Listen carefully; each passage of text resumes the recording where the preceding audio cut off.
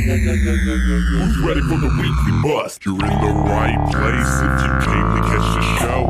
Tyson and Levi are the names of your host. Who the next guest is, I really wanna know. Conversation escalating, let's get to the show. Who's ready for the weekly bust? Bang, bang. All right, well, hello, welcome to the show, Season 4, Episode 34. We're joined by Josh. Stay down, Wattson! Oh, let's go, dog. Tatted across the knuckles. You see what it is. How you doing tonight, brother? What's happening? Right.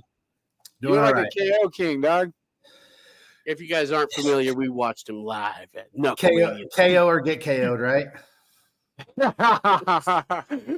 in the heavyweight division for sure, dude. Fuck, dude. It is what it is, though. I don't think that, like, you know, in bare knuckle, we've talked about it on the show before, man. And I just don't think taking a loss in bare knuckle is the same as taking a loss in MMA or in boxing because, you know, it's such a fucking brutal sport, dog. Right. You know what I mean? All it takes is that one punch. Just knockouts. Fuck, the fastest knockout in the fucking world. It comes from Yuli. You know what I mean? Right. 3 seconds. If you ain't familiar, get familiar. Yeah, it's a brutal fucking sport, man. You know, like it's not the same. Like you can't go probably 40-0. So, Hell no. Like speaking of those records, like it's incredible that like someone like Juggernaut's gone like what last 10-0. Yeah, his last 10 I fights. think that would be 10 from his last 10 fights. He hasn't lost. He hasn't fucking. That's fucking amazing, dude. Right. Josh, what's happening, my man? You enjoy?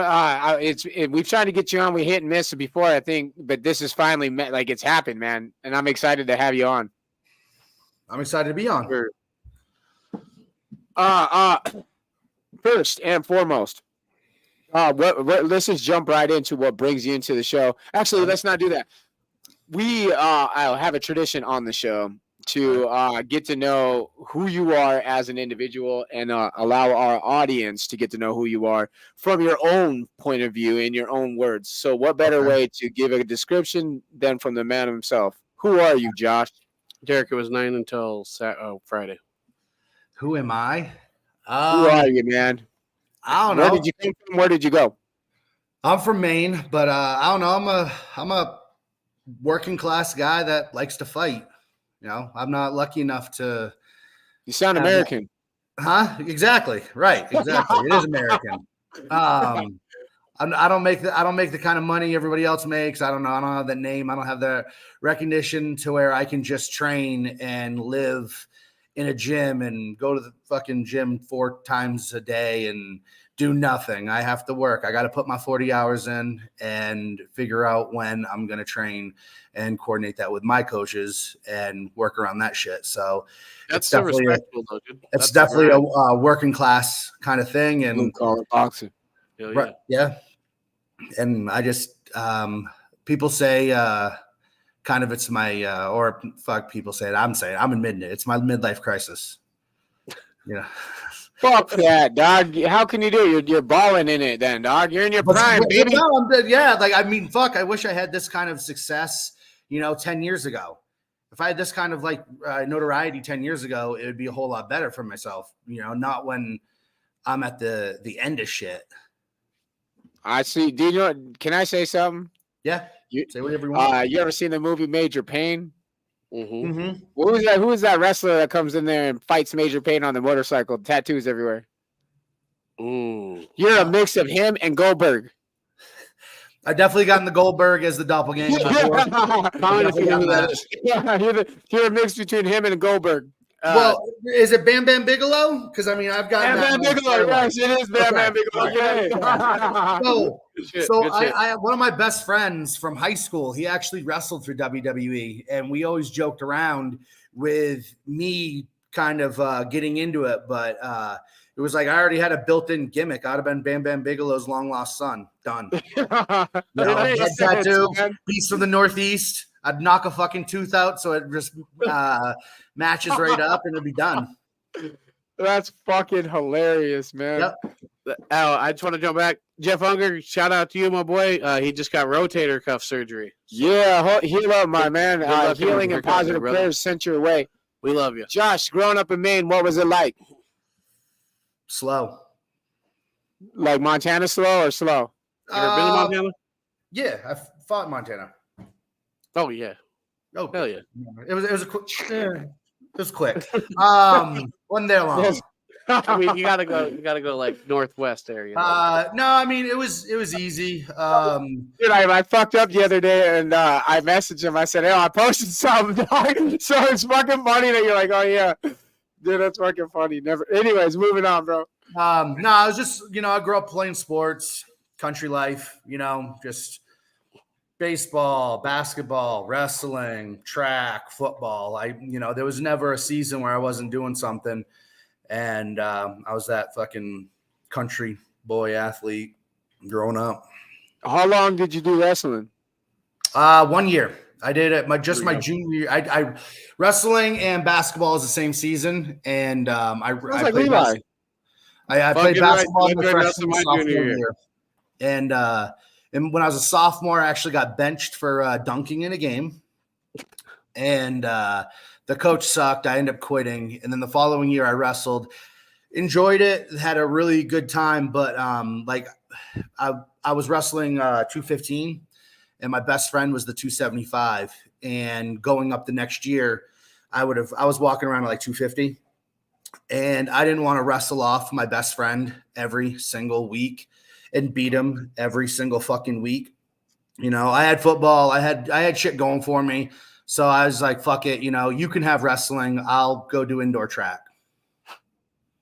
All right. So fucking what, what essentially has led you to this realm, to this world of bare knuckle, man? Because kind of it's like in a different, especially out of Maine. Is it even legal over there? I think it's still illegal. I think New Hampshire it got passed, Vermont it got passed. I was told Massachusetts it got passed, but it happened like right before the pandemic, and then their commissioner changed, and they kind of like backpedaled and pulled it back. So I mean, there's definitely the potential to have a show in the Northeast, but Maine not yet. I would expect when they do the since they came out with the unified rules, it should be a lot easier just to legalize it. Maine's all about the combat sports. They did a lot to get MMA, sanctioned in it. And there's a lot of fighters that have come from Maine. There's bare knuckle fighters from Maine. So, I mean, it makes sense. It's a draw. People will go. I think Maine is the Idaho of the East Coast. Why is that? Like, I don't know. It just seems like they have very I think similar like rules. that'd be like Potatoes. Vermont, Because of potatoes. you guys have potatoes? Fuck yeah. The What? Potatoes can grow in any There- region. For there's Antarctica. the most northern county in Maine. They actually during picking or whatever fucking crop season, they have a 2-week vacation so all the kids can go fucking pick crops. Like literally, there's no school. Levi, they are the Idaho of fucking. You're What right, the fuck? Doc. I just How did told Why you- did they do that in Idaho? How did you know that? The only thing I paid attention to was geography. I don't know. I'm serious. Yeah. So I guess that was that. Told your ass. Oh, What was the question? I had another one, but go What ahead. was the question? I got a few, man. So, Josh, you were fighting on a Lorenzo card, man, down in Albuquerque. You fought Greg Hardy. You knocked him the fuck out, right? Right. Can we replay that, man? We caught you in the hotel hours before this, right? We're sitting there chopping it up, and I'm like, "Hey, man, do you mind if I get a little interview?" You're like, "Yeah, you can." And I was like, as soon as I hit the roll, you're like, "This is all I gotta say." I was like, "All right." So I hit action. He's all like, "Don't sleep on me, all right?" And I was like, "Okay." And dude, then we went to the fucking event, bro. And dude, you showed out, dude. I just sent you the clip, man. Yep. The clip is fucking sick. It's on the vlog. If you guys haven't seen it of Knucklemania 3, our camera guy Christian, he was on the ball, man. He was just filming reactions of the crowd and shit. he catches me and Levi, our jaws are dropped, man. Josh just dropped fucking Greg Hardy, just beat him up. And I was like, oh, fuck, Jesus Christ. Dude, that whole night of fights was so sick. It was dude. so sick. But speaking of that, I want to know your thoughts, man. What were you thinking? You know, since from the moment we seen you in the hotel, what were you thinking from that moment, like that moment on? From Or that, before from, that. from the hotel on or from the fight on? I mean, that's The it. hotel. Yeah, I was gonna say From the whatever hotel? brought you into The trip over to the center, all that shit. I mean, I don't know. It's weird. It's not like how it used to be. You know, like the nerves. You do it enough. It's just kind of like you know what's coming. So kind of that makes it's a different kind of nervousness versus when you're younger in the game and have only a few fights. You're just kind of like, I don't know what's about to happen. So you just kind of like run with it or get really fucking nervous because of that. I don't know. It's pretty chill. It was pretty relaxing. I just try to, I don't know. I don't over freak out. I don't spaz. I lay there. I try to nap. I just, I don't You like were calm as they could be in Dude, that that was- hotel. I don't That even was like Bryce to Henry watch down in the Miami. fucking, I don't even like watching the other fights, like, because everybody be in the back room because everybody has the fucking app. So everyone's watching it. And then it's like, boom, you hear a big fucking scream and everybody's cheering on. They're like, all right, what's about to happen? Everybody's like walking through on their phones. And I don't even like to do that because that raises my heart rate. It gets me excited. And therefore, that's something that's going to take away from, when I'm in the ring. I don't want to have any sort of a fucking adrenaline dump due to excitement. So I just try to stay as fucking calm as possible. Okay. I think that's an actually- interesting take. Right. Some people want to get pumped up, bro. You know what I mean? Yeah, They but, want to I get it mean, out but, before the but fight, there's so they're also calm some during the people fight. though that I saw a bunch of weird shit during that one. Like people like when I got there on Thursday, there was motherfuckers shadow boxing in the elevator. I'm like, you need to calm the fuck down. Like you are going to have absolutely no fucking energy by the time the fight comes. No, that was on Wednesday. The fight was on Friday, right? I think it was a Friday show. It was 2 days out. It was when we first fucking arrived. And then the next day during the day of weigh-ins, same person fucking just shadowboxing, Weigh-ins are done. That night, I'm seeing people doing like fucking, I went for like a 3-mile jog. And I'm like, why would you do that? Why'd you just cut weight? Now you've replenished. Now you're just going to go for a jog because you have that much fucking like nervous anxiety. Like all that's going to do is make you fucking dump. And the few people that I saw doing like all these extra fucking curriculars beforehand, they had a dump. They did not perform. And when they came back to the locker room, they're like, I don't know what happened. I just had no energy. And I really want to be like, because you've been shadowboxing for 4 days. Yeah, you went on a 3-mile run, shadow box for 23 hours out of 42. So Right. Going into the Greg Hardy fight, 48, I know. now you're minutes out, right? You can hear all the fights cracking off, and then they finally call your name. What are you thinking? Nerves.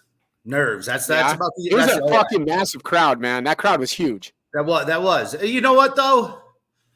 I don't know. I don't see the crowd. I didn't take the time to like look around. I didn't really like see anything. I just kind of like look forward. That camera being right in your face. I didn't like take this time and like do the stars and like, oh, what's coming at me? Just Hey, you guys, get the comments rolling. If you have any questions for Josh, let us know. Let him know. We'll put him right there on the screen. And if I you're on just try to YouTube, hit that stay subscribe focused. button. Thank you. I just try to stay focused, like it's weird. It's something that I've now had to get used to. When I first started fighting MMA, my first 4 fights, I was the second person out. Then the first fight that I was the first person out, I lost. So I had a stigma.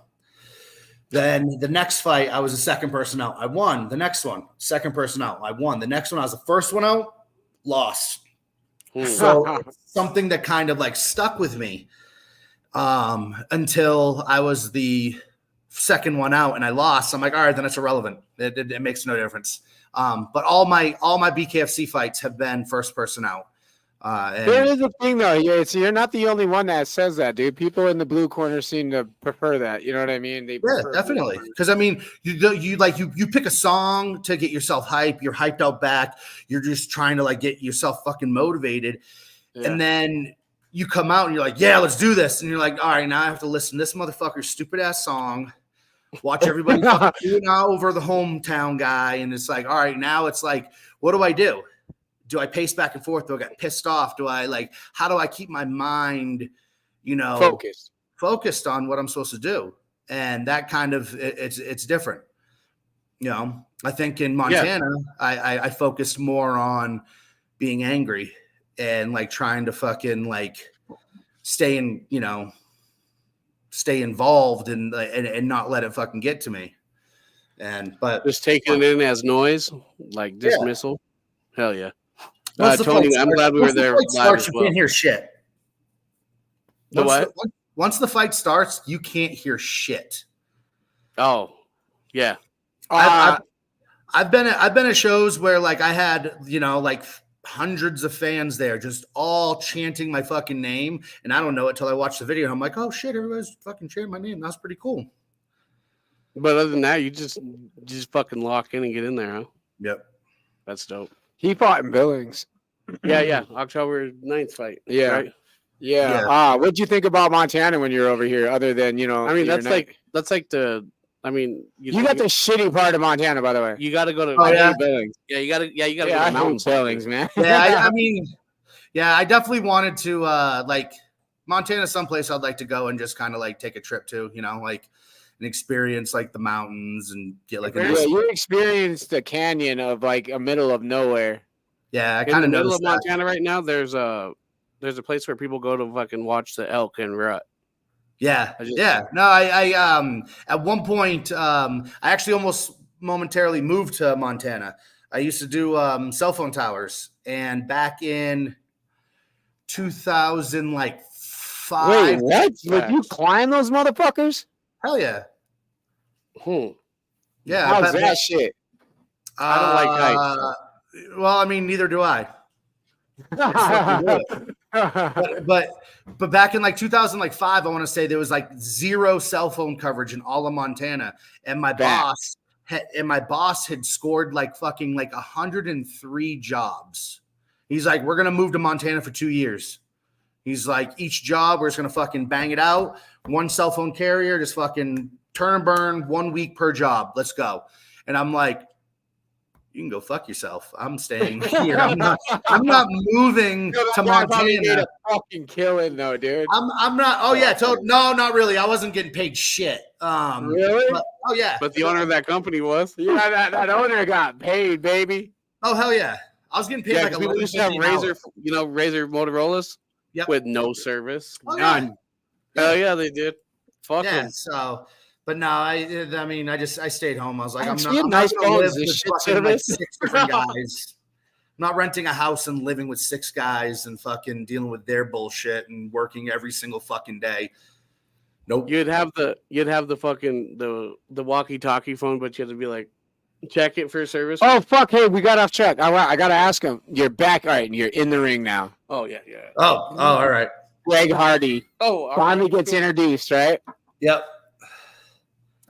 What are you thinking? You're staring at the man that you've been waiting to cross. You hear the name, you hear the crowd, you hear motherfucking Jeff Houston. It's time. Yeah. Right.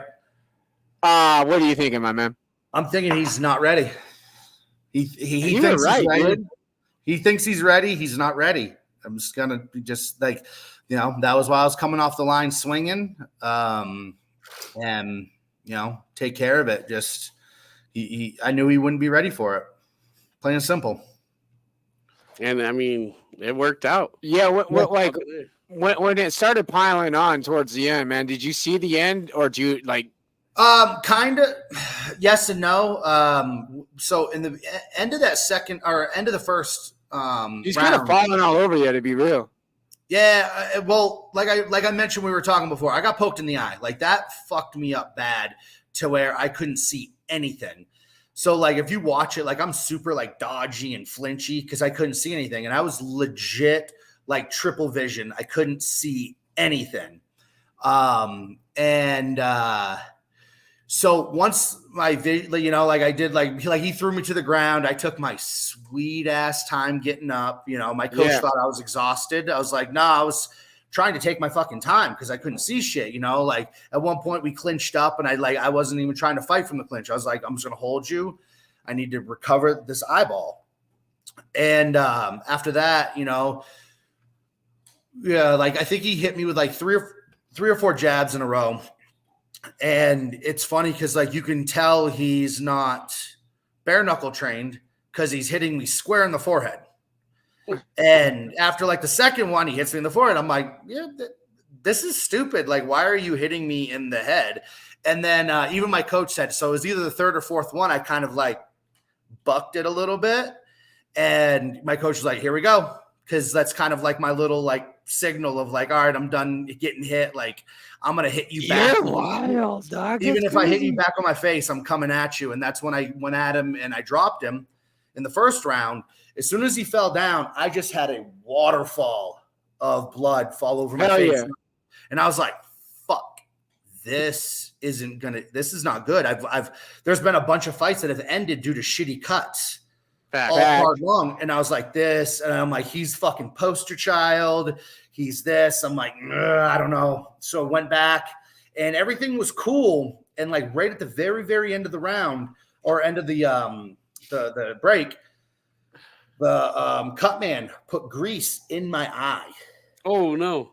And I got up and I was like, what the fuck? And that's when Mergliotta comes over. He's like, you're all right? I'm like, I can't see.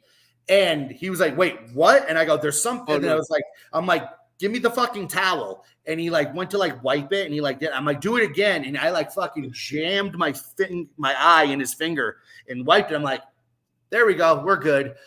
And which is funny. Fast forward to the next day when we're in the airport, Mergliotta's like, one thing you don't say, I can't see. He's like, there's something in my eye. I'm like, gee, yeah, obviously. But in the moment, I couldn't fucking articulate that. You know, but I knew. I just tell you what I couldn't do, and that's see. Right, but I knew that he was gonna, you know, like he's gonna hit that fucking hit my eyebrow just once, and it was just gonna blow back open. I knew I had to finish the fight in that second round because I knew there probably wasn't going to be a third due to that cut. So yeah. Well, fucking, I know when you ended up doing it, and it was a glorious moment, and Albuquerque was shook. Dude, Right. it started that just started fucking getting louder after that. It did, man. It set Juggernaut up and Mike Richmond up for an exciting introduction. And you know, Crazy ass fight. yeah, I was just gonna say, I don't know if you were out of the stitch room or anything like that when they got to go at it. Yeah, but I missed. Who did I miss? I think I missed the Trout fight. Oh, that was fucking good. Actually, I think I caught the end of that one. I missed Dotson. That's what I missed. What about coaches? Can you hear them? Our boy Randy says. Like fighting? So the very first fight that I had, when I got knocked out, I couldn't hear shit.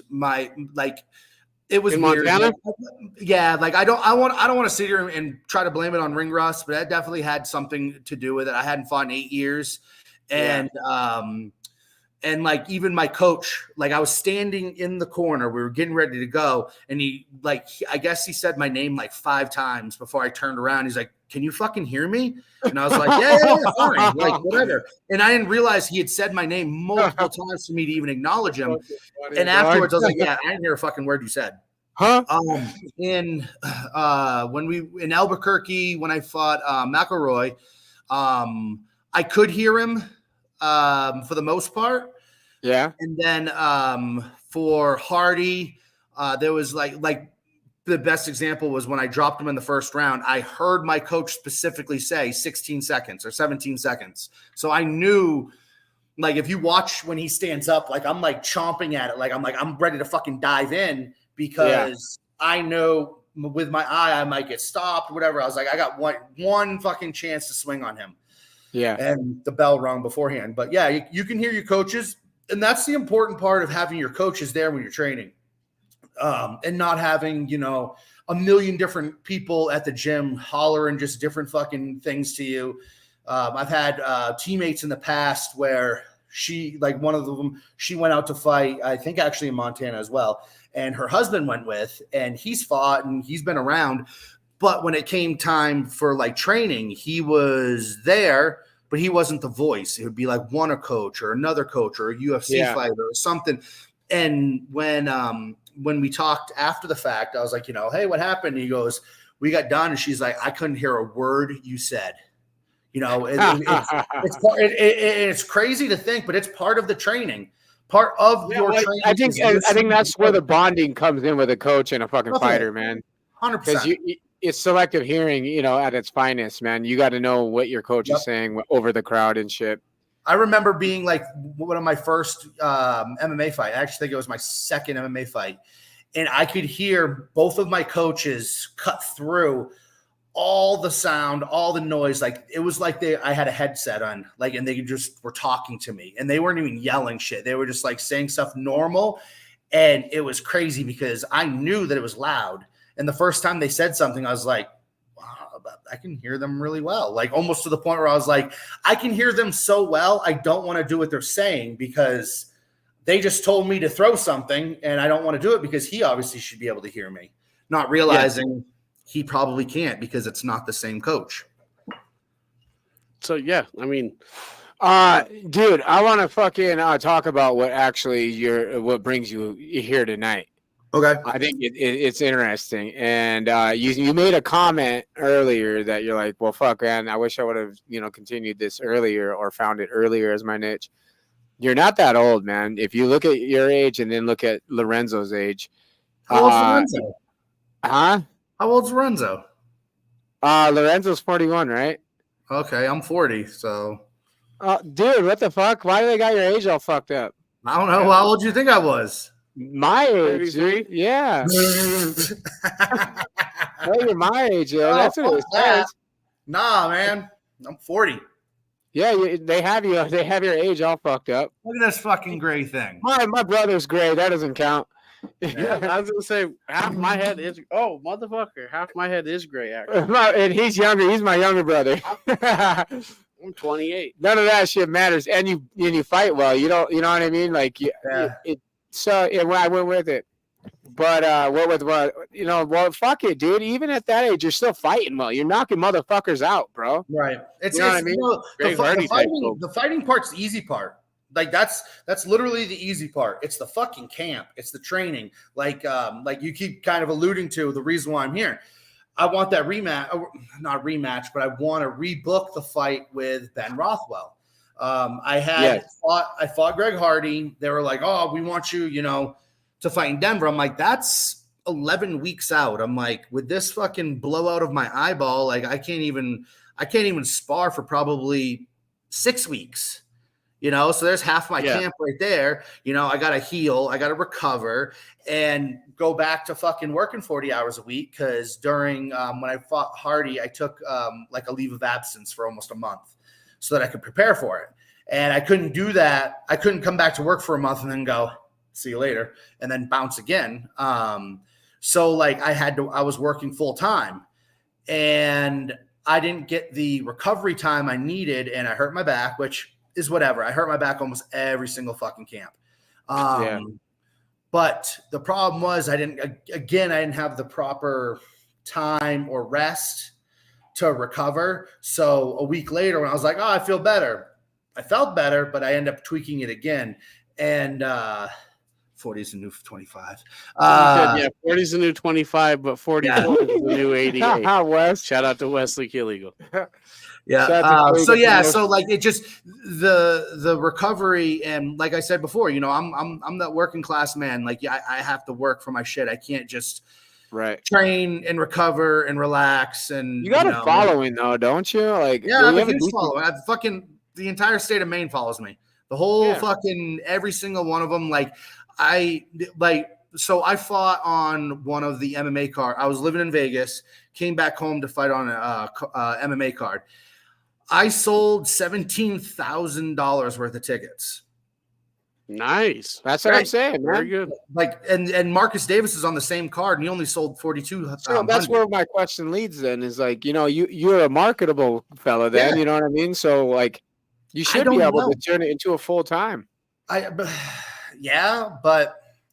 it's not coming to fruition. Like I can't sit. Makes sense. I don't know what kind of like market Maine has, especially for the fight culture. You know what I mean? But I mean, I live in Vegas, so it's not even that. It's like, I mean, I live in Vegas where it fucking is.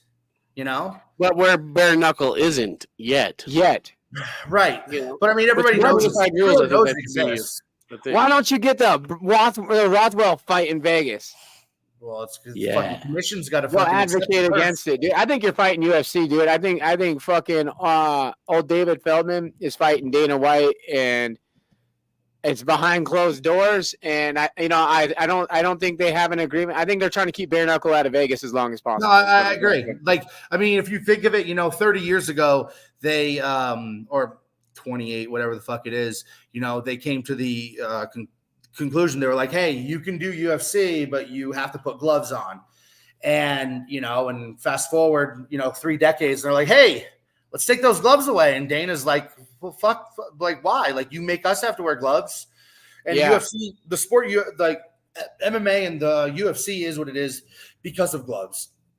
It allows for people to have those long ass careers. It allows for, I forgot who they said the other day. I was watching one, and someone has had like something like 12 fights in 3 years. It's like, cool. You're not doing that in bare knuckle. Like Absolutely you physically can't, like the gloves allow for you to have like a fucking a longer career.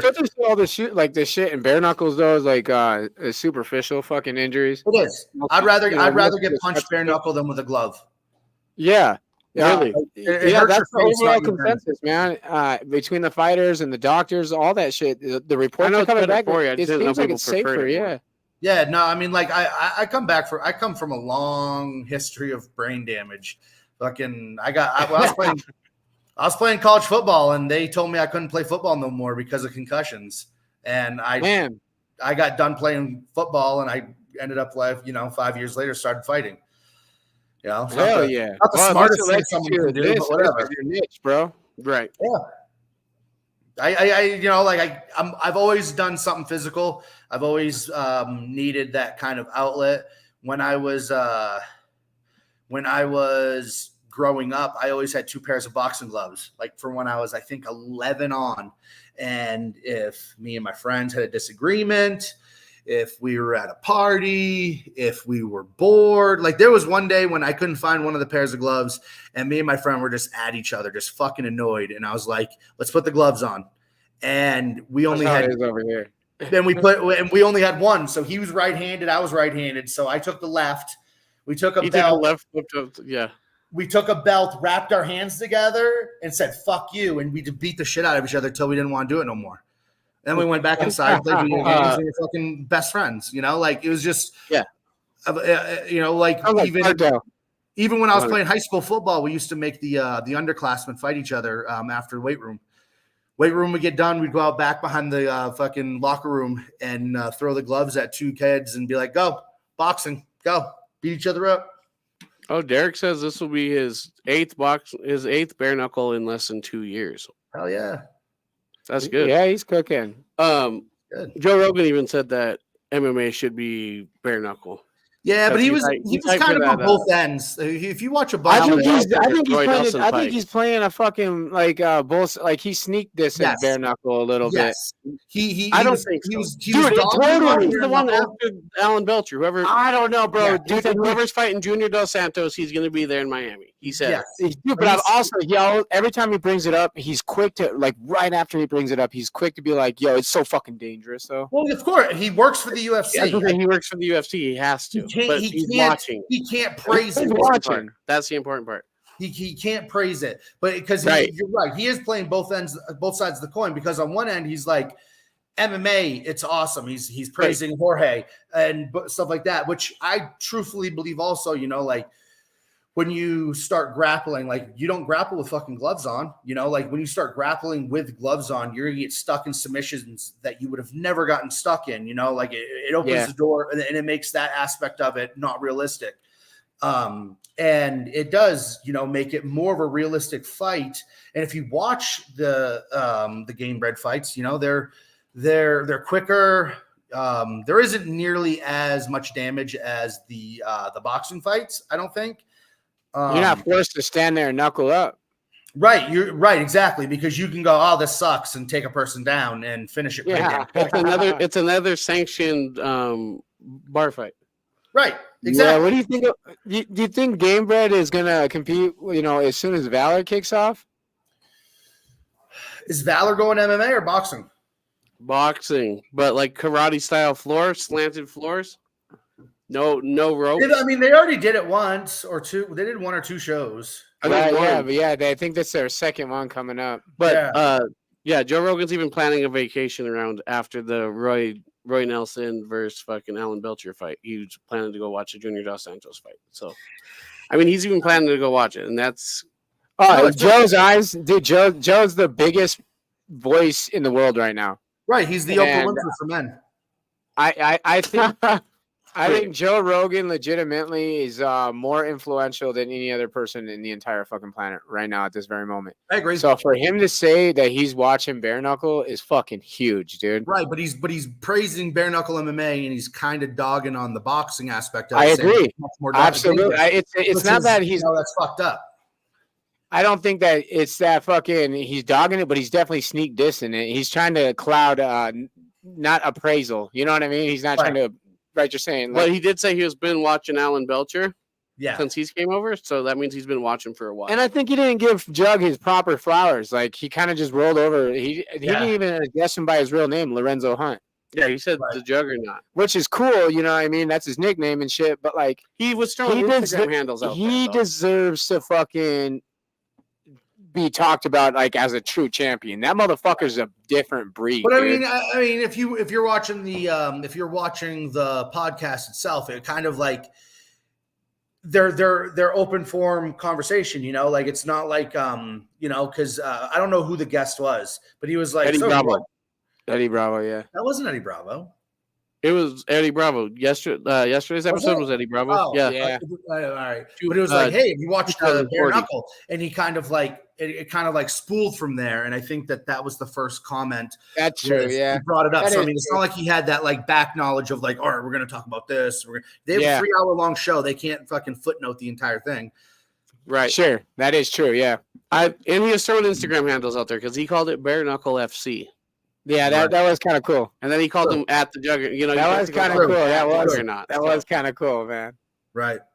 Dude, Lorenzo, dude, like I know that probably just tickled him pink, man. Because if you think about it, you have that kind of chance too. Because if the next person you knock out, you might be the next voice or next name that fucking Joe drops. You know what I mean? Well, I mean, especially if you get this fight with Ben. If I drop Ben, I mean, I should be a fucking. I mean, I was already a name considering the fact that me knocking out Greg Hardy was international news.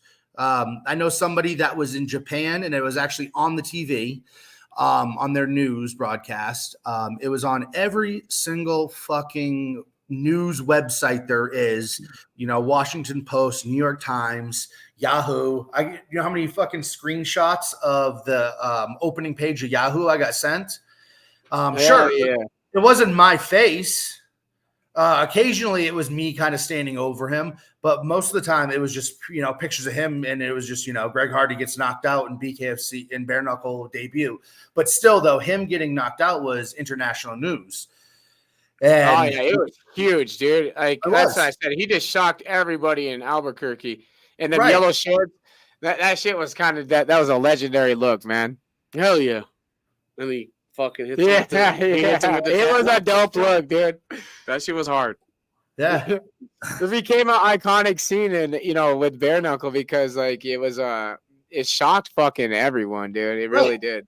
That was my plan. That was my goal. And, that's why we talked about, me kind of laying low because like, I wasn't trying to create waves. I wasn't trying to even be recognized. I was just that guy who they were calling in to fill in a spot so that this guy could fucking stand on his pedestal and, move on to fight. It seems like that's going to be your MO if you get the Ben Rothwell fight. If you can't get Ben, who's your alternative? I know the focus is Ben, but I know you had another person in mind, didn't you? No. I swear, maybe I seen it in someone else. All right, what about Arnold Adams? That's who it was. That's who it was. That's who I was thinking of. Yeah. I mean, realistically speaking, I think that if I don't get the nod for Ben, I think Arnold will. I think that's realistically the only other option, because like me and Ben, like we didn't go back and forth, but we were both in a thread on Facebook, and I even said, I was like, if you don't get a title fight for December 1st, I go, I should be your fucking opponent, and I still stand that Arnold deserves the shot for the title, because he had it last. That was a shitty called fight. He deserves to be the person to fight for it first. So if they were to say Adams versus Ben, I'm not arguing that whatsoever. But they're also talking though, like, Adams versus Kleckler. Yep. Which again leaves Ben open for me. I don't know. Like, how do you see this fight laying out for you? With Ben, you guys lining up. Because he likes to go in deep right off the top. Right, and the thing is that, like, preparing for Ben versus Greg Hardy is more dangerous because he's explosive, he's longer reach, he was heavier. It was a lot more skill wise. I don't want to say skill wise. I want to say the fact that he's been working on boxing, and as much as Ben has transitioned to boxing, he's also done MMA for like 20 fucking years. So there's MMA in his DNA. One of the true veterans in the sport right now. Exactly. So he's not going to shy away from his like natural, his instinctual movements. In which you see, you watch some of his UFC Have you fights. studied him well yourself? Yeah. You watch some of his UFC fights, and you watch even his bare knuckle fights. He's making the same movements. He's doing the same things. So, those are habits that are ingrained into him. Whereas, Greg Hardy, you don't really have a good example of it because he was still so fresh. He didn't even know what the fuck he was doing. He was right. He was still so new to it. Like every single fight, he was evolving. Is he coming back at all, or did you kind of retire him? I doubt it. Me and him were kind of going back and forth on Instagram because he was getting ready to box, and he was talking to the promoter for Misfit Boxing, and and he was trying to say that the only reason why I won was because I was on steroids, and I and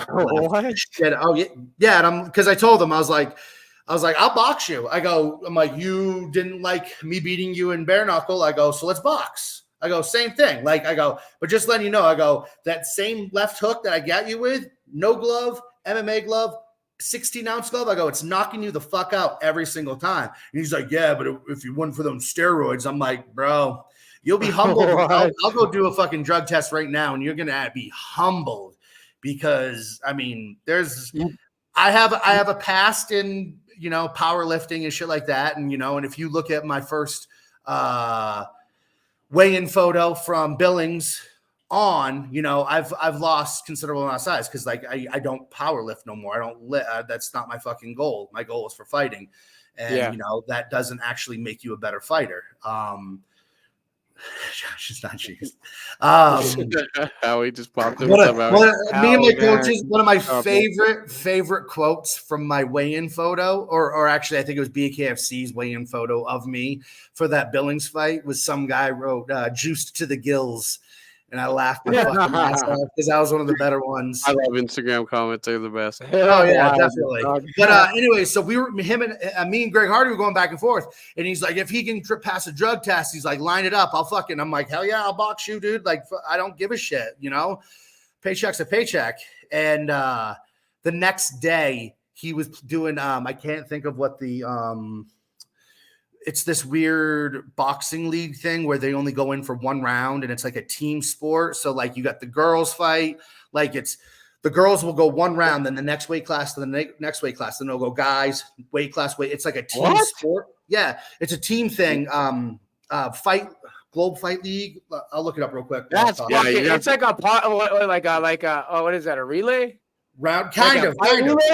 So the thing is you get scored per round. So each round you get scored. So it's a 10-8 or a 10 must. That's crazy. I think if you get a knockout, I've never seen it. you get like a 10 and the other team gets nothing. So and at the end of it, could you imagine the betting, dude? The betting is probably sick. It's called Combat League. Yeah, that's what I'm saying. The parlays on a fucking relay. Oh my god! It's called Combat League. So so you're only fighting one round, and it's actually kind of like a high school wrestling tournament or match. So at the end of it, you have a winner and a loser, as in which team scored the most points. Okay. And so he had his 1 round fight, and he got knocked out by somebody like the very next day, and his ass has been fucking crickets. Silent. I have not seen anything about him since then. Like not a single fucking post. Do you plan on landing that same left on Ben? I mean, like, because I was thinking this size difference wise. Well, the size difference isn't that much. I mean, he's an inch shorter. His head's much bigger, and he's shorter than you? Huh? No, shorter than Hardy. I thought he was taller than you, Ben. He said shorter than Hardy. Shorter than Hardy. Yeah, I was like, he's shorter than you. I was like, that guy's a monster. So, yeah, dude. Greg Hardy is a fucking ex-Dallas Cowboy. No, I'm a fucking midget. Yeah, I was thinking that your guys' height difference. Josh, you're what, 5'10"? Because he's not gonna come in 5'11". Come on, 5'11". All right. I was thinking of how he might approach fucking Josh, because he's not, Greg Hardy kind of came in ducking, you know what I mean, looking to get caught. And I mean, where Ben's sick with it. Ben might even sit back, you know what I mean, and try to pitch. So hell no. The biggest difference between Ben and Greg, and I know it going forward, whatever, is that like there's a history of it. Greg can't take a punch, like all in the UFC, like that one boxing one. Like we just know Greg grew up, what's the word? Privileged. He was that big kid. He was, he never got fucked with. He grew up with money. Like he even said, he went to private school, like he didn't get fucked with. Whereas, tough kids, get fucked with. You grow up fighting, stuff like that. Yeah. And Ben being from Wisconsin, even though he's big as hell, he's gotten into some shit. I know that it'll probably be easier for me to land with Ben. But the thing is, though, is he's going to take a fuck ton more of a beating. He's like, it's not going to be throwing a look. Huh? He just brings a ton of experience, too. Right. Of course. Yeah. Yeah. But also with his experience, like a lot of people don't really look at is like his record, like for the UFC and stuff like that. Like most of his fights went to the ground. Like he's not stopping people standing. He was stopping them on the ground. If he does decide to rush you, it just seems like you're built like a fucking tank, bro. Right. Your guard, I'm sure, is pretty impenetrable, dude. But he's built like a fucking bowling ball. What do you mean? Yeah, he's a fucking tank, dog. Right. All I see is Goldberg sometimes, bro. Yeah, get his ass. Get him. Fuck yeah. And it's funny because I've been the past few weeks, a few days, I've been fucking around doing MMA practice again, which I haven't done in forever. And kind of like if I shoot a double, it's kind of like a fucking spear. That's about it. Hell yeah, that's funny, dude. Yeah, that's how I used to wrestle too. Yeah. When I wrestled in high school, it was bad. The whole fucking ring the bell when you fucking hit him with your forearm, smack him in the back of the head. Yeah. I did in a tournament and I pulled the kid's head or his face into my forehead, forcing him to like headbutt me. but he did it with his like face. And I was like, I didn't just get called for that. So I got close to him, fucking did it again. And on the third one, he looked at the ref and goes, come on. And I just shot a double on him. It's like, this guy's about to knock me out here, bro. I just started doing it to everybody. I just fucking, my head wouldn't move, and I would pull their head into my fucking, their face into my head, and I'd forcibly headbutt them until they fucking pulled up, and I'd shoot them fucking takedown. And it was just a tackle. It was nothing fucking technical at all. Our last verse said, let Wattson eat. Fucking right. Yeah, speaking of letting you eat, let's say this fight does go through and there's some buildup behind it. What would be if you had any words for Ben, what would you say, man? Okay, that dude's a corn-fed white boy, dude. He's huge. Let's just say that. Yeah, he's huge, dude. What would you say? What would you say to him if you had a chance to say anything to him? If it's signed, or if it was like yeah, if it goes through, yeah, sure. Yeah, either way. Let's just fucking do it. Let's just beat the shit out of each other. You know, like that's what I want. Feelings? Meet in the middle and just get it so done. In the beginning, you know, it was funny because him and I went at it like on Facebook for like one whole night, just talking shit back and forth. And it was because I went to that Denver card and I was just talking shit. There was probably like 10 different videos of me calling him a pussy. This one last weekend or the other one? No, the other one. The one he fought on. The one that he fought on. I was out of control. And somebody, like, I think it was Tony Soto. He posted fucking like, you know, something, congratulations. He's funny, man. And I'm like, fuck that pussy. And and then underneath it was like, everywhere I look, it's you just talking shit. And we just kind of like, you know, we just went back and forth. I'm like, well, you're the one that talked shit first. I'm like, you know, I tried to fucking be super cordial with you, you know, because when I got hurt, you know, I sent him a message on Instagram. I'm like, look, dude, like, I'm hurt. Let's move it to another date so we can make this thing happen. And he didn't read the whole message. He read like the opening, like lines of it, making it, he got like a not the true message. And he like sent it to Feldman. They sent it to my manager, made me look like shit, saying like I was lying. And I'm like, no. And he's like, do you want me to screenshot the message you sent? And I'm like, fuck you. I'll do it myself. I'm like, that is me calling you the fuck out, saying, let's keep the fight going. Like, why do you have to fight in Denver? You know, like, let's change it for another fucking date. You know, I got hurt because, you know, obviously fucking BKFC didn't say that I got hurt. They just told him he backed out or some bullshit. So he viewed it, or was told that I backed out. So he went on like one or two different fucking podcasts. And when they were asking, you know, like, you know, oh, so, you know, what happened to Josh? I don't know. He fucking pussied out. Everybody, you know, talks a big game until it's ready to do it. Then, you know, like fucking, he just, you know, had second thoughts. And I'm like, fuck you. I didn't have second thoughts. I even tried to tell you I still wanted to fight you. And it was funny because he was like, I never once said anything negative about you. And I'm like, fuck you, screen record, send it to you. And he's like, all right, my bad. You know how fight week is. You say some shit you don't really remember. I was just pumped up. And I'm like, all right, cool. He's wild as fuck too, dog. That ball goes off, dude. His mic time's good. Yeah, dude, it reminds me of WWE promos. It reminds me of the Ultimate Warrior. Yeah, he sat Buddy down real quick. Yeah, dude, he did, dude. Yeah, so I mean, like after that, it was kind of like, all right, cool, you good, all right, and it was just kind of, we didn't really say shit to each other afterwards, and you know, dude, I better see some entertaining fucking promos, man. We got Goldberg versus Andre the Giant, dude. It's fucking sick, dude. I can't wait for that. And that's the thing is, like, it'd be awesome. Like, fucking go wild. If they fucking sign it. Wild. If they sign it, like let again. Like Feldman said in the ring, he wants to change the weight class so that it includes 285. Cool. Or better yet, just make a fucking super heavyweight title. Let us fight for it. Done. You know, this cuts off another title.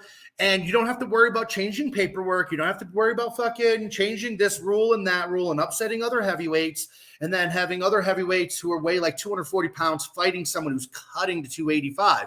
You know, like, don't have to worry about it. Yeah. So, like, get rid of all that fucking, I don't know, fucking paperwork and shit. Just make a super heavyweight title. If not, you know, if they get it all through and they fucking make it to where he can fight for a title, then I'm sure he's probably going to fight Adams. If that's not the case, if he doesn't, I don't expect things to go slowly. You know, with the boxing commission getting involved with BKFC, I bet you they're gonna fucking league it out. I think Josh has the right idea. Just make the super heavyweight division. Yeah, I'm sure they will, dude. I'm sure boxing will get their hands right all over it, man, because they're gonna have to fucking commission it in a proper manner. Well, if you look, after Rothwell last first sets. Oh, who will be after Rothwell? Who the fuck knows? It all depends. It all depends on how Rothwell goes. I mean, like, I ain't gonna sit here and be like, that's a guaranteed 100% fucking win, because we said it in the very beginning. It's a heavyweight fight. Anybody can get caught. Anybody can get knocked out. Yeah. You know, all right, I think it's twofold.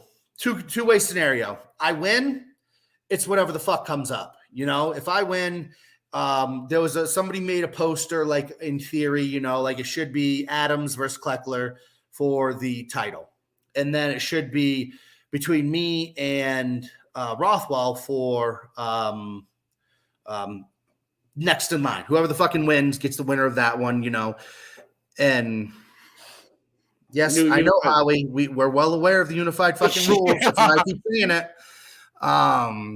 But you know, if that's the case, you know, then it'd be like, cool, I win. Yeah. If I win, then it's like I'd be fighting one of Adams or Terrell, you know, for the title. Yeah. That would be good. Cool. Bring it on. Like, that'd be fun. If I lose, then I'm probably going to, like, realistically, not necessarily quit or nothing like that, but I'm probably going to sit and wait until it gets either legalized in Vegas or in Maine. You know, as much as I love, you know, like the crowd that was in Albuquerque, especially fighting there twice, you know, they were super fucking rad. Everybody's always welcoming no matter where you travel to. But I've been fighting, my first fight was in 2007. You know, I've been fighting for a long ass fucking time. And I would like to be able to end my career in either Vegas or Maine and fight in front of fucking hometown people, my friends. Has there been any fucking right? That'd be sick, dude. Like, has there been any like commissions or anything like that, or any community fucking development for Vegas, like you bare knuckle fighters getting together and going to? I don't think so. Lobby, like, I don't even think that's. I mean, there's no mystery they're trying to get it here. I don't think that a few fighters, they're going to look at it this way, because I mean, obviously Vegas or Nevada's gaming commission's in fucking Dana White's pocket. Yeah, 100%. So all they're going to do is look at it and go, oh, here's a bunch of fighters that couldn't make it in the UFC, trying to legalize a different sport so that they can try to be, you know. I don't know. I'm feeling like BKFC starting to get some clout, you know, some weight pulled. I mean, like, I see where he's saying that there is a bunch of UFC names on there. It's true. It's absolutely, you can't deny that. But then you also can't deny the fact that, you know, David Feldman and what Triller's doing right now is fucking undeniable. Right. No, exactly. So, I mean, not to mention, like, when there was tryouts at the Mr. Olympia last year at some point in time, you know, I went there, and the same conversation that kept happening was, you know, they was like 2 or 3 weeks after they legalized that fucking slap fighting. Slap boxing, yeah, it's bro. It's like how can you have something, they're not wearing gloves, there's no protection, and you're hitting a defenseless blowing eardrums, bro. opponent. Yeah, they're blowing eardrums. Every single fucking match ends with 1, if not 2 concussions.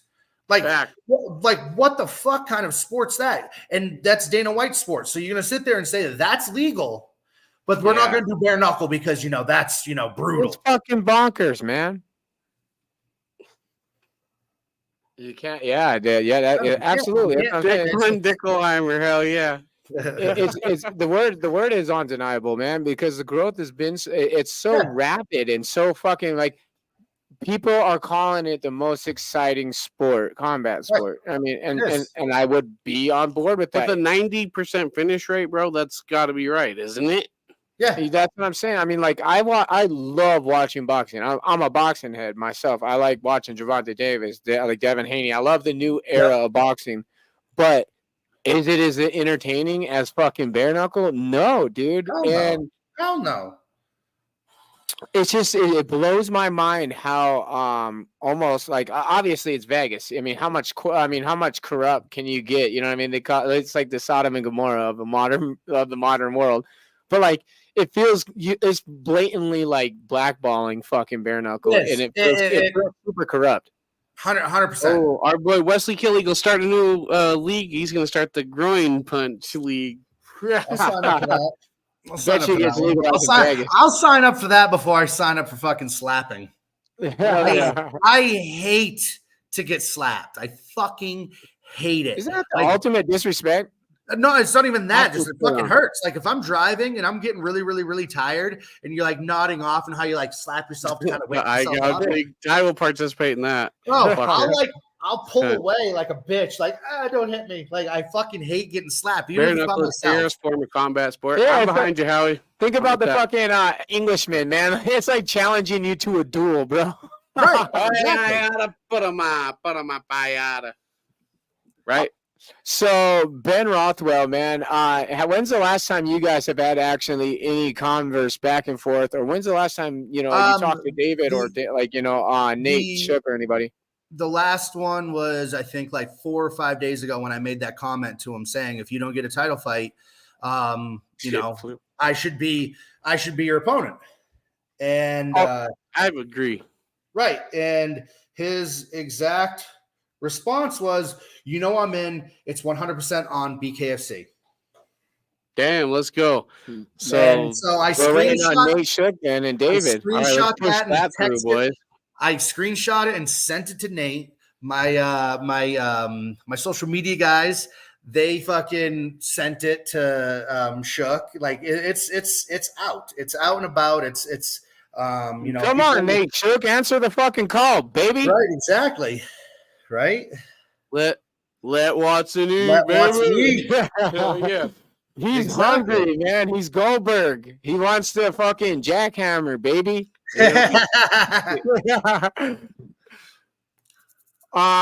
Dude, it'll be fucking dope to see that happen. Yeah. I can't wait for it. I know that you've been running around with it's supposed to be their biggest show. They keep dude, get the fuck out of here. I know that you've been semi-socially active, and you've probably seen some of our fucking story. What do you think about the story development with Kai Stewart in the 145 division, and what's going on with the champion? Where do you think that fight might end up going, and who do you think an opponent might be? A very interesting division. Yes, that thing's thickened up quick. I don't even really fucking know. Jackhammer, baby. I really don't know. It kind of seems I've heard a few different sides of it. It does kind of seem like he's playing both sides of the coin. He wants that. That's the one he wants. Yeah. Speaking of that, Dad was on there last night live on IG, and he's saying he wants Kai as well. Well, then there you go. Like it's weird, like you'll have different situations where people want to fight each other. And let's be honest, when people want to fight each other, as an organization, they'll tend to take less money because they want to fight. It's when you sit there and go, hey, you want to fight this guy? And he's like, oh, I don't know. What are you offering? You know what I'm saying? Like that's where people make money. When you're sitting there begging for a fight and they go, all right, cool, this is what we're going to give you. And you're like, fuck, man, like that's not enough. They're like, well, it looks like you didn't want to fight him that bad. And, and they move on to the next person. 100%. Right. So, like, who knows, like it all depends on purses and, and shit like that. But I think that if two people want to fight, they should fucking, What do you feel like is a bigger fight, Dat or HD? in your eyes right now? What Dat's fight? Yeah, I think it just socially and stuff like that. Alone. The following, That's yeah, it's like it's bigger, like much more of a showman, like They call him the Pacquiao of bare knuckle. yeah, like because I mean, like when correct me if I'm wrong, but I want to say he's had some pretty like entertaining entrances to the ring, right? Yeah. Yes, absolutely. Yeah, he's Right, a showman. okay. Yeah. Showmanship, shit like that, Whereas what's his name hasn't, it's just pretty straightforward. Like I'm here to fight and just get the shit done with. So he's a champion, so obviously he gets that kind of extra clout to be able to, or he was the champion. He gets to be able to be that showman. So I don't know. I think that one would be a bigger named fight, and I think that would be a bigger, a better headlining one. Kai does his dance though. Kai does his dance. Do you think Kai and Dat would headline or main event Salt Lake City if that opportunity opened the door? Salt Lake City. It's a big venue. It really is. It's when's that card? When's that card? Soon. I just got announced by David. I don't want to butcher up the date. So it just got announced from David. So no, okay. That's only a 6-hour drive for me. December 2nd. Yeah, that might be a card worthy of. December 1st is Texas. December 1st is Texas. I'll pull it up real quick right now.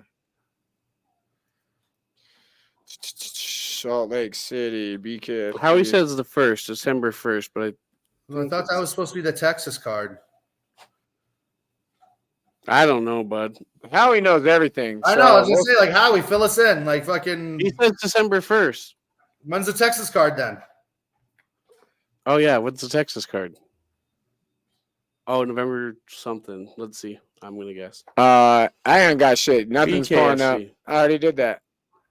Nothing's pulling up. Oh, what the Well, fuck? I just know that when Rothwell, he had like a little video that he posted, and he said that he was fighting December 1st. Oh, that was Texas got moved. Texas got moved to later. Yeah, pushed to later. Okay, Right here. well, Christmas gift. Maybe New Year's. New Year's show, Christmas gift. Something like that. I mean, those cards haven't officially dropped yet, so I'm not even. Yeah, of course. But I was just looking at Salt Lake City is a pretty close drive for me. So, yeah, you're about as far as we are. Yeah. No, I'm only 6 hours away. I got you. It's pretty probably about halfway. We're like point. 6. We're probably 8. Yeah, halfway point. I bet. All right. Yeah. Would go. Oh, would go for sure, 100%. Yeah, that's something that you definitely don't want to miss. I just think for Utah getting their first fucking opportunity at bare knuckles, it's a crowd like I like that atmosphere. Utah has a really good small MMA show following of Salt Lake. Never mind. Can you repeat that? Sorry. There's a pretty decent MMA community in Utah. Is that right? Yeah, the all the time people will travel from Vegas to fight in Utah. They got welders there too. Tell you Huh? that. They got welders, like really high ranked welders school there too. Okay. Like second or third best in the nation, I'm pretty sure. You're like with the random fact, by the way. Yep. I went to welding school for a little bit. I learned how to weld in high school. Right when we were starting this fucking thing. That is true. Fucking if you can't get on, like, obviously Texas got moved. I mean, Salt Lake City would be the fucking spot for you and Ben, right? I mean, yeah, but here's the thing with Ben is they sell him on the fact that he's going to be on the biggest cards. That's why he wouldn't move off of the Denver card, because it was the pay-per-view. That's because, I mean, they were offering us the main event in South Carolina like 3 weeks later, and he wouldn't do it. It's because it's that show, like, because they're already talking about Mike Perry being the main event. They're talking about fucking, it being like the biggest show now ever since Denver. So Yeah. they're gonna sit there and they're gonna hold out, and they're gonna have all their UFC vets all fighting on this card at the same time, so that they fucking, if they decide to do the pay-per-view thing again, it's going to be worth it, because you're going to have all the big fights. So no matter what, So no matter what, They would've Ben made will a be on that card. Killing if it wasn't for the illegal streams, man. They Yeah. got smoked. Hey, I Yeah, saw the numbers. I saw the numbers were brutal. Yeah, they would have made a fucking killing. I think the initial price shock fucking rocked everyone. They were like, "Yo, Yeah, of fuck course. that." Yeah, you're going And then I think at the Feldman time it did was come still back four- and say like, 7 "Oh, bucks. well, if you already subscribed, then all right, we'll make it a little bit easier for you." But other than that, like fucking, I kept waiting because I'm a numbers guy. I like to see Yep. viewership numbers and Yep. TV ratings and shit. And I was like, "Where are the numbers? Where are the numbers?" They finally came out. I was like, "Oh shit, they got fucking rocked by fucking illegal streams, dude." Wesley said, "I turned 21 in Utah, probably the lamest 21st birthday in history." Damn. should just drove to Vegas. That's Ouchtown population, Wes. What's the Utah- policies on there? Fucking drinking and shit at the Yeah. event. Alcohol's only available in Salt Lake City. Then outside of that, like it's mostly Well, dry. plus also it's the alcohol content level is lower in the whole Fact. state. Yeah, so you're paying 13 beers at an event Right. for half a beer. Right. Basically, you're drinking a little bit of flavored water. Piss flavored. Montanans are like, "What the fuck?" Everybody. But then you see people that will come from Utah and come to Vegas, and like you'll check their ID and be like, "All right, they're from Utah," and they get fucked up so fast because they're not used to it. Oh yeah, you got probably like an ounce and a half That's pours and fucking shit. hilarious, bro. Ounce Yep. and a half pours, so you're getting a double. You're shooting 3. Yep. You're fucking lit. Here we're only ounce pours. I gotta ask you a question.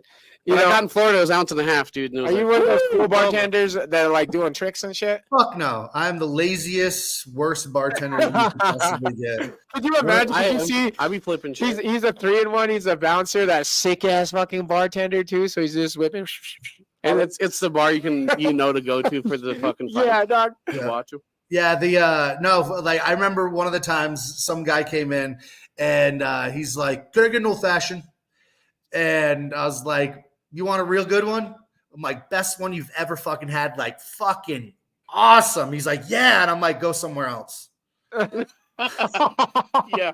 And I'm like, "How about it?" And I looked at him, I go, "How about a Jack and Ginger?" He's like, "Okay." And so I That fucking made him works. a Jack and Ginger. He's like, is that what you call it? Is Yeah. that an old fashioned to you? He's like, Pretty I'm old much. fashioned enough, I had, son. I, had, hilarious, I had a bro. chick ask me, she's like, "What's your favorite drink to make?" And I was like, "Jack and Ginger." She goes, "Why?" And I go, "Because that's what I drink." And she's like, "I'll try one. I've been working at this bar for 3 years. This chick still comes in drinking Jack and Ginger. I got her hooked." Oh no. Dude, Fuck. that's lit then. What's Uh, up? The fans fucking like, so like you kind of just painted the picture of after the math if Ben happens, right? Yep. Do you have an end in sight, or do you have a date, or are you just gonna keep knocking him out if you do beat Ben? Is it gonna re-spark a passion like within you? No, the passion's. I mean, the passion is already been resparked. That part's already. Yeah? there.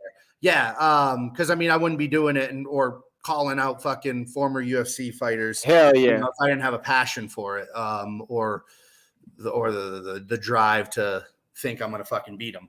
No, I mean and it's funny because he said the same shit. You know, like fucking the sand in the hourglass is dropping. You know, like there's not a whole lot of time left for it to happen. You know, this Left and right you know fighting in February and then waiting. You know, Yeah. 7 months, and I haven't even gotten a single fucking phone call since. You know, it was brutal. You know, so younger guys can fight more often and shit like that, but they have a whole career ahead of them. Us older guys, we need to, it's a whole lot easier to stay active. And again, with me working, like if I'm not training for a fight, I'm usually not all that active. I'll be 100% honest. When I got offered Greg Hardy, I had only in the past month done 3 jiu-jitsu classes. The day before, I fucking tore my meniscus, and they called me. They called me and were like, "Hey, you want this fight?" I'm like, "Yes, Yes. yeah, I'll take it." Yeah. And I literally, and it was a 5-week notice, and I fucking went in super duper fucking hyper overdrive for 5 weeks preparing for the fight. Yeah. And that's not smart. It's not fucking the way you build a career. It's not how you do it. But when you have to fucking work and provide to fucking do all that shit, you know, it sucks. It's hard. So just is what it is. I'd much rather, you know, them announce it and go, all right, cool, we're going to give you this fight. And it's like, all right, now it's pushed back. So let's say mid-December. So shit, that's 10, 11 weeks out. So that's like plenty of time to not even jump into camp. It's just smoothly, gradually just get into it. And by the time fucking it comes around, it's like you're just dialed the fuck in. You don't have to go in 100%, going balls to the wall, getting hurt, you know, like just fucking make it easy, you know, and give it enough time, build up sponsors and build You up. don't see an end in sight then? My body will tell me. Fair. It should tell me. Fair enough. You know, like it's funny because everybody jokes around, and I mean, I've said it almost after every single fight. I'm like, this is the last one. This is the last one. But if they keep beating you, I mean, like you don't have an end in sight though. Right. Like after McElroy, I was like, yeah, this was supposed to be the last one. They're like, you can't end on that. And I'm like, I know. I'm like, and sure as fuck can't end after beating Hardy. And I don't necessarily want to lose and quit because I lost. So like, that's why I said, like, you know, like if I win, cool, title fight. If I lose, then it's like I'm just gonna kind of like wait around and try to be get a fun champion. I'm not gonna lie, man. I like your vibe, bro. You'd be a cool champion. I mean, it's fucking. If you guys click the share button, that'd be great. I'm real. What'd you say? I was letting the fans know if they could click the share button, that'd be great. Help boost the algorithm. Yes. So you've been rolling with them boys over at No Quarter, right? Yes. Dude, they're great, by the way. I want to shout those guys out. Everyone behind that whole fucking scene. Shout out to No Quarter for sure. Yeah, they're cool guys. There you go. Shout out to them. But combative. Have you guys fucking have you worked with Lorenzo recently or anything? You know, I'm sorry to keep focusing back, but that man has just fucking been everywhere. No, there was discussion for me to go out and help him a little bit with his camp. But work and fucking, I got dogs. I'm in a house by myself. You know, I don't like, there's a lot of shit that has to happen for me to be able to get away from my house for days, you know? So it just kind of wasn't in the cards. Cause I mean, I'll go there and fucking, and bang and, you know, put in some work. It seems like anyone who works closely with Lorenzo fucking excels. Yeah, I mean, they said Isaac Doolittle's getting it in. Yeah, It seems like Isaac and David Simpson. Oh yeah. Yep. Right. Yeah, I mean, it's just it's that kind of like that umbrella effect too. You know, like there's you see the post and that person's involved in that with it, and you know, like there's that traction that goes along with it. So, you know, BKFC just looks to keep pushing that. Plus, not to mention, you know, like you're not going to get worse by going and working with somebody like him, you know, like even if you're not. That's what drew the question out of me is that because I already think you're a fantastic fighter and I like your state of mind. And I was just wondering if you haven't, do you plan on getting close to Lorenzo because just to up that game, especially for preparing for a fight like with Rothwell? Well, I mean, like how he says, let's find fighters funding, you know, like, yeah, let's do it. Like easiest way to fund fighters is fucking get us fighting more often so that we can just keep more, you know, revenue, you know. I love that you said that. Can't fight once a year. In the comment. I mean, David Feldman has been in like interviews recently. He's like, I'm sick and tired of boring motherfuckers. I'm taking away fight of the night. If you guys can't fucking bang, you don't deserve fight of the night. And I mean, it's fucking, you know, like you can't survive an entire year fighting once and then, you know, trying to live off that purse and then whatever sponsors that may come from that, you know, and especially, you know, like where we're limited on what we can and can't fucking, you know, have as sponsors, you know, like it cuts into what we can make for money. So, you know, if I was to get to that point of, well, I mean, let's be realistic. If I was to get to that point, say, you know, I beat Rothwell, we do that title fight thing. Is Lorenzo going to want to work with me because Lorenzo is chasing to possibly jump into that heavyweight? That led me to the next question. That heavyweight division. Right back into what I was going to talk about, man. Because I mean, like on that exact same note, Belcher hit me up because he's getting ready to fight Roy Nelson. Yeah. And you know, Money on the floor, he's Alan Belcher. I said money on the floor for Alan Belcher. Hell right. yeah.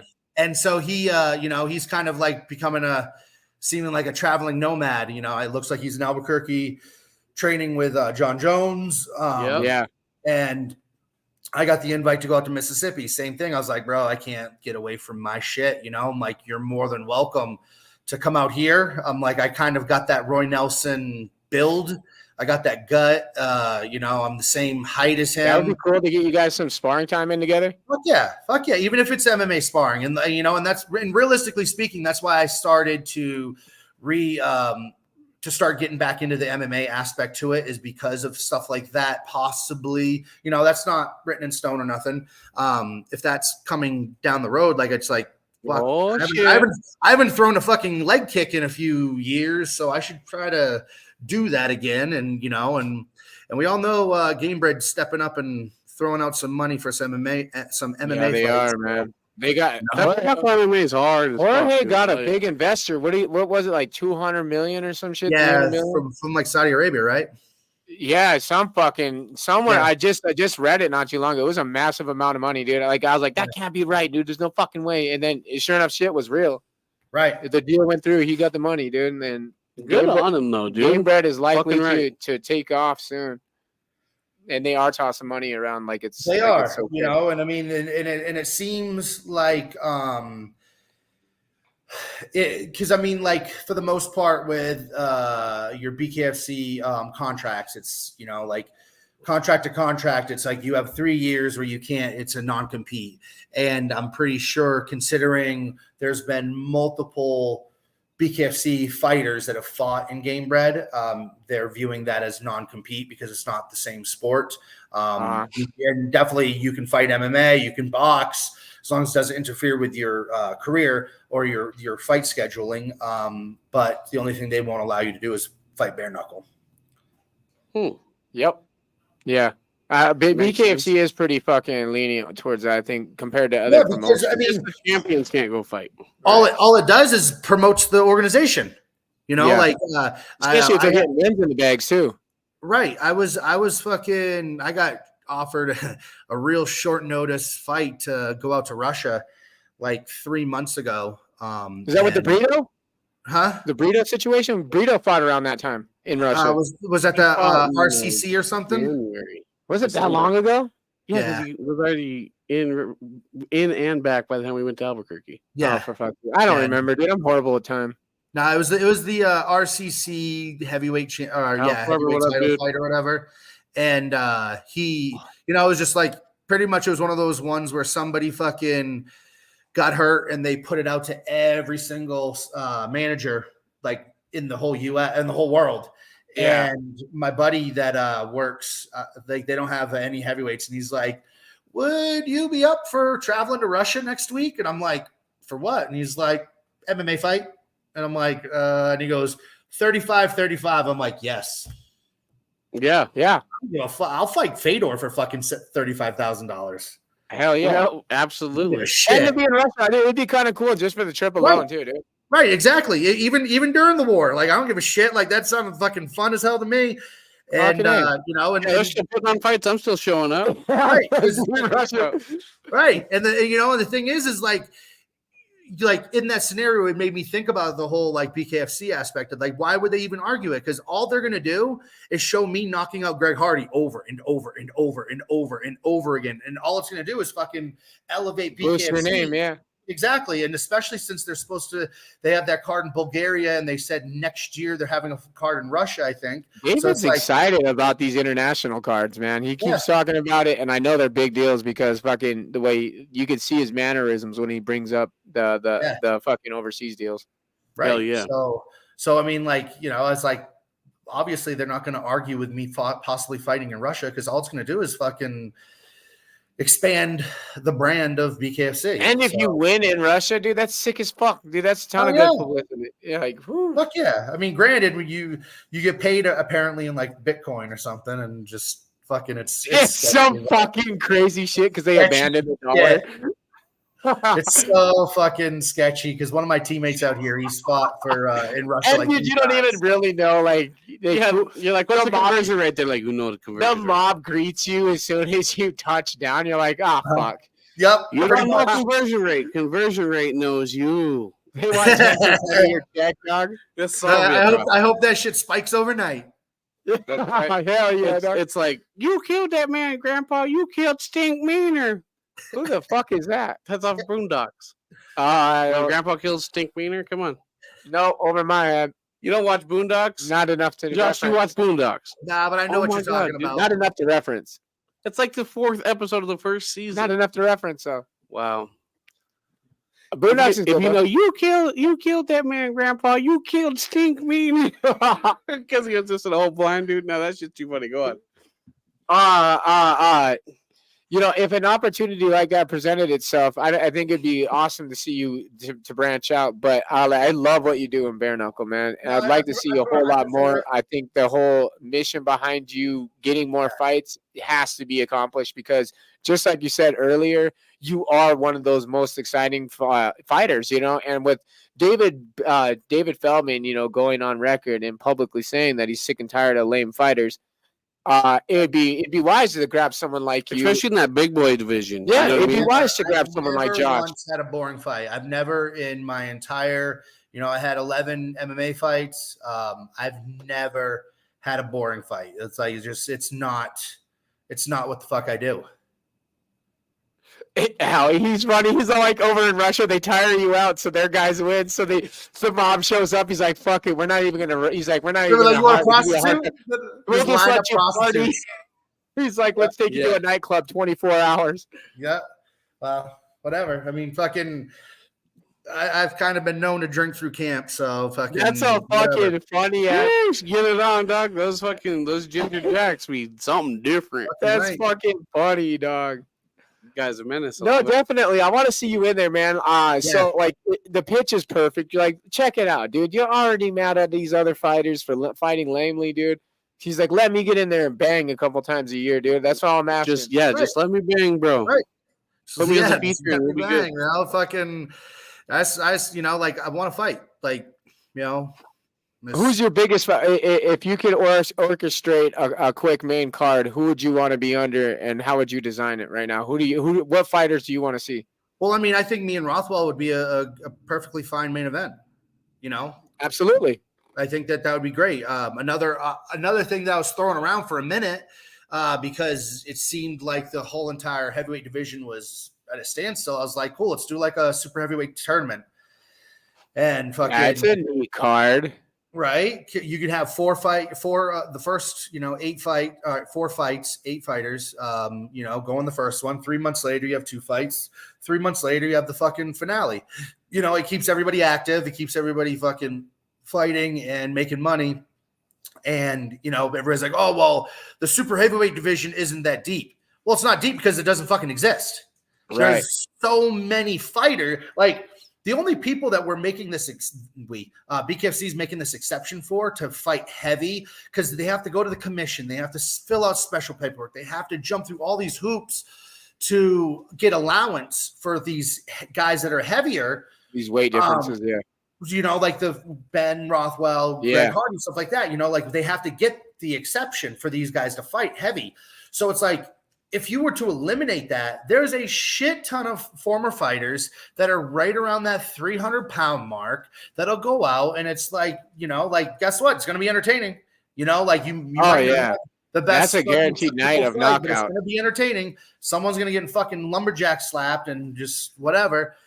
It'll be good. Just let the big boys rumble, dude. Fuck Right, that. exactly. That's a cool idea. I like that idea. Just a big man card, man. Well, I mean, That'd not be even the whole super card, but I tough. mean, just four of the fights of it. That'd be just easy, and like that's a simple ass undercard done. 4 fights. There's your whole undercard. Now throw fucking 3 or 4 legit fights on top of it. Like you don't even like.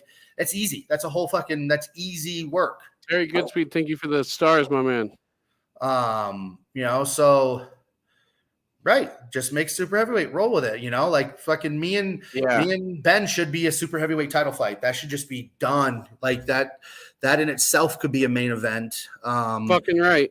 You know, I mean, Well, as much as I like to see other people, you know, fight and stuff like that, like half the time you're fucking spent in the cut room and you don't really get to see that and see this, and you just Does your bar show the fights? no. Yes, we got a smart TV and somebody fucking mirrored his their phone onto it. So the last time we had that's like 50, me and Ty go to Hey, Lincoln. you can't get the secrets. But no, when we go to Lincoln at the Wilderness or wherever the fuck it's at. Hell yeah. Fine, no, but you do that then. Well, I do that. Whatever. Yeah, I'm no, not. it's just, You're not supposed to throw them out. They said. Oh yeah. No, I don't. I mean, yeah, I pay $70.99 everywhere I go too. Motherfucking. I was wondering because are you a fan of watching this sport as much as you are participating in it? Definitely. It sucks because I do work Fridays and Saturday nights. So I'll usually set my phone up behind the bar and it's just running. Like they'll be going on and I'll just kind of like in between pop over, watch it. If there's a fight that I'm very interested in, or if I know the person or, you know, I actually care per se about it, I'll stop and look at my other bartender. Who are the fighters you're like you love watching the most right now? You know, my girl Christine, I love her fights. You know, she's luckily I've usually on the same card as her, so like that kind of works out for me, so I don't have to like when I watch her. It wasn't so much like there was a fight on the last card that was just very interesting to me, and I was like, this is like, oh no, not the last card. It wasn't Denver. It was the one before it. But no, I just, you know, like I just kind of pick and choose because I can't sit there and watch all of them. So I just kind of like, I'm like, all right, this is a great matchup, especially if it's a heavyweight fight. I try to watch actually that's what it was. It was the Copeland fight. That's the one I watched. Oh, that was a good one. Yep. Copeland was banging it out, wasn't he? Yeah, Josh Copeland. Yeah, he does. Dude, I could actually see you guys banging out too. That would be a cool fight. It was funny because there's a picture of him and I talking at Denver when he fought Rothwell.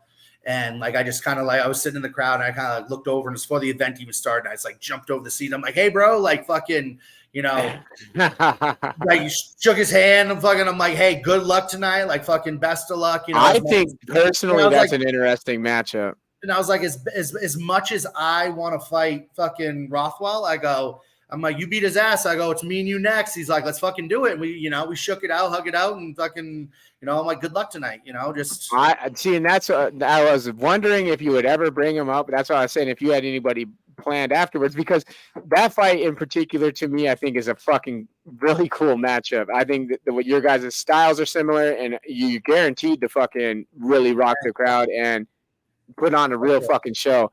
I think that's a really fucking fun match. Yeah, no, I agree. Well, fuck, man. Okay, go on. What's that? Oh, I'm okay. So I'm gonna give out our cell phone number, and the first person to send us a text message with a picture from the last BKFC event, you win a W sticker. Oh, nice, dude. Hell yeah. Speaking of like sponsors and shit, bro. I know that I don't want to keep you no longer than you probably have already been on. How about your sponsors and who's been there to help you along the way since you are pretty much grinding this out alone financially? No Quarter Combat. Those guys have been fucking stepping it up big time. They're trying to make things happen for me. We're working on a bunch of things. It's hard because I mean nobody wants to really spend that big money to most of my sponsors are always my friends. I got a friend who's got like a little clothing company, and that's his way of trying to help me out. They throw me a few $100. I throw their shit on my shirt. Yeah, we know that. We know that feeling. Shout out to our boys, man. Brandel, and we got that same kind of thing. We got that love, right. It's just. But I mean, I'll be perfectly fucking honest. My second fight, the fight when I fought McElroy, I didn't even have a banner. I didn't do the legwork, and we kind of dropped the ball, and I didn't get a single fucking penny for sponsorships that fight. Oh shit. He No. just said, "Show up." I guess I gotta ask the question then. Are you being managed? Yeah. Is that a recent thing? Again, no quarter combatives, like that. They're taking over, and that's how that shit's going to change. Hell yeah, dude. Because I take care think, of it. to be honest with you, I think you very much have a career that's very alive and hearty, Right. beating. You have a heartbeat within your career, Yeah. and I think that you could totally turn into a full-time fighter, and that's I'm just my trying to. personal opinion. I'm trying to score that OnlyFans sponsorship. Hell yeah! I'll just have What if the requirement is to show your dang, baby? Did you say what if the requirement is? Yeah. I mean, you probably only see the base of it because it'll be buried. Let's go. But no, I mean, like, I'll that's what I was thinking. That's what I was thinking. Buried. I'll have all my buddies that work out be like, bro, you got to go do a workout in fucking gray sweatpants and then send me the videos because I'm gonna put it on my fucking on my OnlyFans and just have it's just gonna be just zoom in on just your bottom half. You get this weird old guy that's stalking you. He's like, that's the best thing I've ever seen. Just a whole fucking OnlyFans with gray sweatpants. Yeah, that's fucking hilarious, man. I hope that we do see you more, and I would love to see you turn into a full-time fighter, and No Quarters excels your career in a way that it makes it happen and your dreams become a reality in the short amount of time that we all have here on Earth. Oh, don't follow BKFC much, but we'll just watch this guy's fight with Hardy, and it was badass. Thank you, Terry. Hell yeah, that shit was dope. Levi, go ahead and shoot our sponsors out, baby. Get them. Guerrilla Warfare Apparel, the best gear in the fight world. If you want quality, you go to Gorilla. You want weekly bus shit, you go to Gorilla. Yeah. TWB10 at checkout. TWB10 at checkout. Yeah. Save yourself 10%. We have a whole merch line on anything in the store as well. But use our code TWB10. Absolutely. Kyle Hudson's trash removal. If you need something taken out, he'll take it out. If you need garbage removed, he'll take it out. You got a trash ex, he'll take her out. That's right. You just gotta ask him. No, I'm just kidding. 20 past 4, your one-stop vape and head shop. 5 locations. 2 in Great Falls, 1 in Helena, 1 in Billings, and 1 in Prescott, Arizona. Stop in and get some. Our auntie Jamie St. Mark's. Yeah. Thank you. And the best bar in town. The Halftime Sports Bar and Taco Treats. Head over there, get some tacos, and head over there, get your gambos. Go over there, watch some fights. And if you see me earlier and you're like, oh, what's that guy got? What's that dropper stuff? That's that old-fashioned small batch beard oil from Beard, Wisconsin. You want to get like this? Get you some. Use our promo code. Weekly 15. I said weekly, and that's 15. Yeah, shout out to Brandell for sponsoring our guest T-shirt. By the way, what size is your T-shirt? 2X. Got you. Got it. We got you, man. We'll be sending you a Bus World. Shout out to our tribute to Wayne's World and Dana Carvey and Mike Myers. You guys are fucking hilarious. We made tribute shirts called the Bus World, and you know what it is because you're living in the motherfucking Bus World. Oh, there you go. Be like Wesley. Go get yourself some TWB gear now. Shout out to knuckletown.com and the ranking system. Knuckletown rankings. Rank those heavyweights. Rank the heavyweights. Rank those heavyweights. Let's go. Let's make that happen. Make that thing a true thing. And by the way, Howie, dude, I love your articles, by the way, for Knuckletown recently. Your knuckletown.com articles on the people within the business of bare knuckle. I've read a few of them now, and they're fucking dope. Hell yeah. Shout out to Mission Accomplished and those boys, Extreme BK fans group with Russ and those guys. Shout out to Donnie Brook. You guys are always holding it down. I love all you guys. Shout out to Unger Sales. You know what it is. Josh Wattson, you are the man. I hope that all your opponents stay down because you've warned them. It's on your fists. And I would like to see you fight very, very soon. And I hope that you get your contract that you won with Bren Rothwell because that's going to be an awesome fight if it happens. That's right. Cool. And it's still Childhood Cancer Awareness Month, so shout out to Kill Legal Promotions. Hell yeah. And shout out to Kai Stewart, man. I can't wait to see what he announces and what they work out. That's right. My man. It was great to have you. I'd love to have you again. All right, man. Whenever. Let's do it. All right, Josh. Good talking to you. And we are the Weekly Bust. Yee! Let's go. Hey, before you end it, we're doing a charity Duffy's. Rob Duffy. Yeah. Rob Duffy this Saturday. The Weekly Bus put in some really cool shit. An autograph poster from Kai Stewart, fucking an Unger Sales hat, a Bus World T-shirt, an autograph photo of the boys and Kai Stewart. HD. No, that was HD. HD put autograph photos. HD Howard. You can bid on those, and also we got two free. Howard Davis. We got 2 free fucking tickets to Tommy McMillan's main event fight here in Great Falls, Montana, with Fusion Fight League. Shout out to Terrell Bracken. October 14th, if you want to know the date. I said October. I said 14th. You're not going to want to miss out on that. If it's a full fight package from the Bus Boys and in contribution from many other people. Shout out to everybody involved in that. And if you want any details on that, look at our boy Jake Fenner's Facebook. FenDog19 on Instagram. All right. Thank you guys. If you sent stars, we really appreciate it. Have a good night. Y'all rock. Subscribe. Yep, subscribe. We are the Weekly Bust.